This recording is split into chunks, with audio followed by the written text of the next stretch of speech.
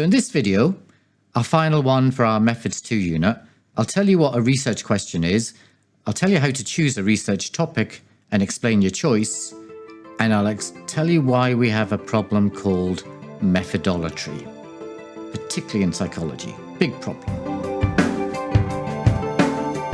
I'm mapping basic topics of conversation. Completely different pictures. So the research question. I promised I'd get to this, but before I tell you what it is, almost there, before I tell you what it is, I'm actually going to tell you what it isn't. A research question is not an interview question. It's not the question you ask a participant. And a common trap for new interviewers and people new to qualitative research is thinking that a research question is an interview question. It's not. Interview questions are worded quite differently to research questions, and you often have quite a few interview questions, but usually only one or two research questions. Interview questions are designed to be easy for your participant to answer. Research questions aren't. So a research question. This is a higher order question that addresses the high-level purpose of the study. It sits between the research aim and the actual questions you're going to ask participants if, for example, you're running an interview. Here's an example. Say you have a research project where your aim is to contribute to the knowledge of how parenting is experienced by gay and lesbian couples. Your research question is, what is the parenting experience of gay and lesbian couples? Now, if you use that research question as an interview question, a typical participant would likely respond with something like, I don't know what you mean. Or, do you mean from my experience? Or they may say something quite simple as, like, I don't know. I don't know where to start. I don't know how to answer that question. Now, if someone was a gay rights activist and had done a lot of work on this issue around parenting for gay and lesbian couples, they probably would be fine with that research question. You could use that research question as your interview question. But for most other people, you'd need to break that big research question down into a smaller one and a series of smaller ones that are more concrete and more tied to your participants' direct experience, so they can more easily answer that question. So a broad, general, non-specific question that isn't obviously directed to the person in front of you is going to be hard for that person in front of you to answer. But that sort of broad, general question is the sort of question you have for your research question, because if you remember, we talked about this, how qualitative methods uses an inductive approach, which means you start off with a broad, general focus for your research. So asking one of those big, broad, general questions can be hard for your participant. They might not be able to answer it. And you want to start off your interview, if you're interviewing, with a question your participant can answer, because you want your interview to start well. And an interview that starts with asking a question to which your participant answers, I don't know, it's not a good start, right? It's a bit of a disastrous start.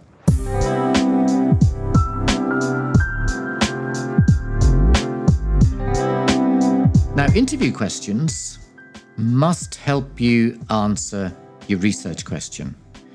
And the research question must help you achieve your research aim. So they all tie together. And once you've figured all of that out, it's then, and only then, when you should choose your methodology and your method. And your methodology and method must fit your research question and your research aim. And we call that fidelity between your method and your research aim and your research question. Or more generally, people say it's fidelity with the research topic. Now, what you tend to find is that if your research aim is to find out more about an issue that is socially sensitive, something like racism, you do well to consider a qualitative approach. It's good to choose a qualitative methodology and a qualitative method, and a method like interviewing. That's because with quantitative methods, the focus is on objectivity, and you have to try to put distance between yourself and your participant to be detached. But when you ask about socially sensitive topics, you need to exercise empathy to help your participant talk about that difficult subject. And you can't do that whilst remaining detached. So under qualitative research, you can show empathy because the focus is on developing a positive, constructive relationship that will help participants trust you enough to speak candidly about that topic with you. And trust is really important when you're talking about socially sensitive subjects.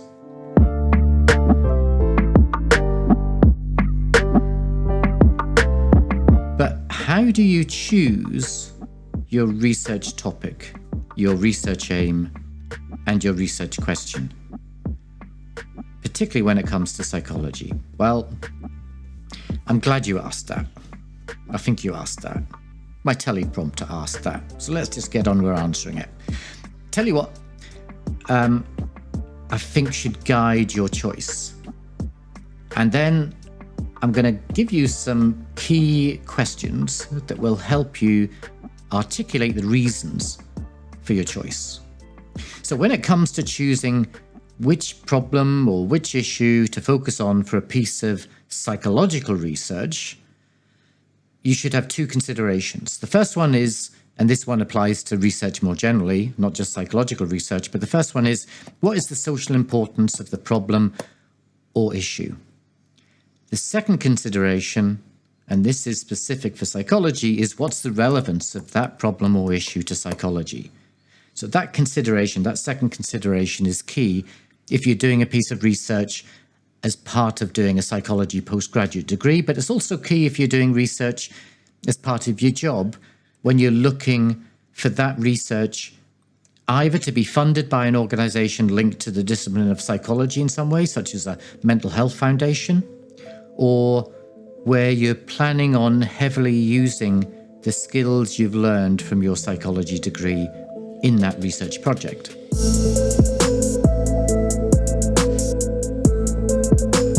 In relation to social importance, it's got two factors here you need to consider. First, how many people are impacted by the issue?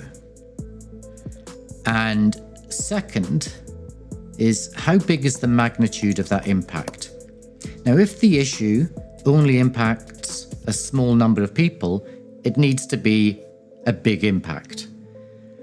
And if it's a small impact, it needs to be felt by a large number of people.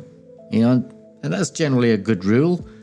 And then if you satisfy that rule, then your research will have some social importance, some social urgency.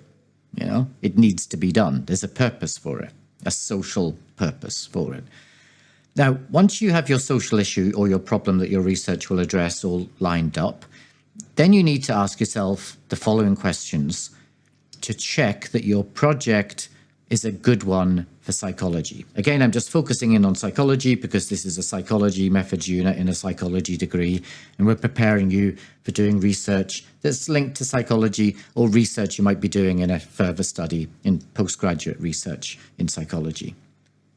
Okay, so with that said, I'm not apologizing for the focus on psychology. Well, maybe I should, but I won't. Let's get on with it. So here's what you ask, the questions you need to ask. Why is it a problem or an issue? Second, why is it a problem or issue that's relevant for psychology? i.e., how can psychology help in regards to this problem or issue? 3, what has psychology already done to address the problem or issue? If it's tried, what has it done? And 4, if it has had a go at trying to fix this problem or issue or address the problem or issue, why wasn't what it did turn out to be enough? Why didn't it fix the problem as far as you're concerned or other people are concerned? And number 5, How will your project help turn that around? So answering those questions provides you with the material you need for the background to any grant application, or when you're writing an ethics application. Actually, those questions, if you answer those questions, this is a great structure for organizing material for the introduction to a research report or to an academic paper that you might want to submit for publication. It's also a great way of structuring an introduction section for a dissertation. It's a really good structure. It works really well. You know, it's a really good justification of the introduction to a paper or introductory section to a grant application or ethics application. You have to say why you're doing what you're doing. And this is a really good structure. Once you've got all that sorted out, your project will be off to a flying start. There's a good reason for you doing what you're doing. And it's at that point you start choosing your methodology and your method.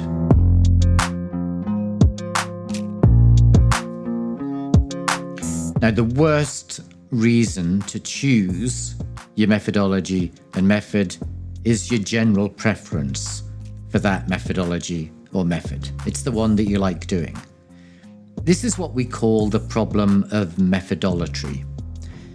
And this is where you start off with your preference for a particular method or methodology. You know, whilst you've been designing, think about what issue shall I look at? What's my research question? What's my aim? Sorting all of that out. Back in your mind, you're thinking, I'm going to do interviews. That's not good. Okay? So that's where you have already decided what your method is, even before you've decided what your research aim and research question is. You're choosing your method and you're going to apply it whatever you're researching.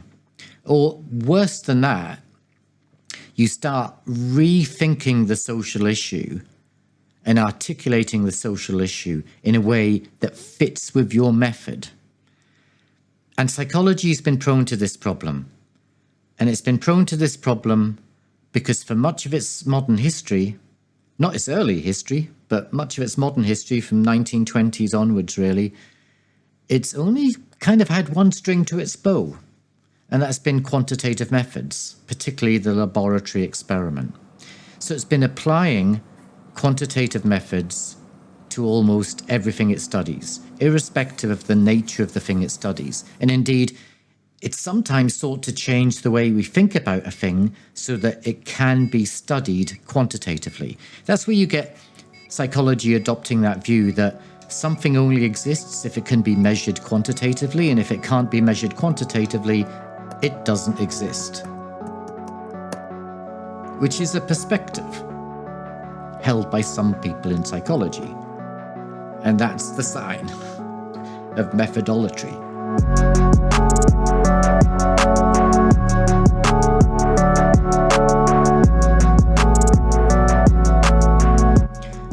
So, psychology has had this problem for quite a while, and in recent years it's largely woken up to the problem and is now trying to avoid this problem of methodolatry, and is trying to avoid it by training psychology students in a broader array of methods and methodologies to teach students both quantitative and qualitative methods, which is why you're being taught qualitative methods.